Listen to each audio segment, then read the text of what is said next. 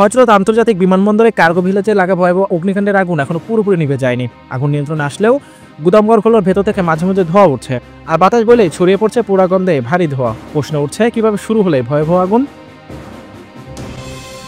শনিবার দুপুর 2:15 আগুনের সূত্রপাত হয়। দীর্ঘ 7 ঘন্টা চেষ্টার পর রাত 9টার দিকে ফায়ার সার্ভিস আগুন নিয়ন্ত্রণে এসেছে বলে জানায়। ঘটনাস্থলে ফায়ার সার্ভিসের 36টি ইউনিটের পাশাপাশি নৌবাহিনী ও বিমান বাহিনীর সদস্যরাও উদ্ধার তৎপরতায় অংশ নেয়। আনসার ও বিভিন্ন স্বেচ্ছাসেবী দলও সহায়তা করে।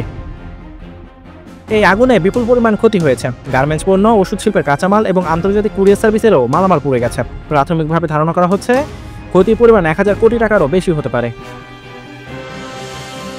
তবে সবার মনে একটাই প্রশ্ন, বিমানবন্দরের মতো কেপিআই এলাকায় যেখানে নিজস্ব অগ্নি নির্বাপন ব্যবস্থা এবং টিম রয়েছে, সেখানে কিভাবে এত বড় দুর্ঘটনা ঘটল?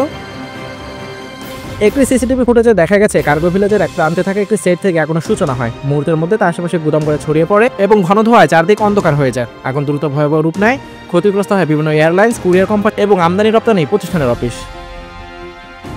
বিমান বাংলাদেশ এয়ারলাইন্স 7 সদস্যের একটি তদন্ত কমিটি গঠন করেছেন, যারা 5 কার্য দিবসের মধ্যে প্রতিবেদন দেবে। পাশাপাশি ক্ষয়ক্ষতির পরিমাণ নিরূপণে আরেকটি 5 সদস্যের কমিটিও গঠন করা হয়েছে। অর্থ মন্ত্রণালয়ের অভ্যন্তরীণ সম্পদ বিভাগ এই তথ্য নিশ্চিত করেছে।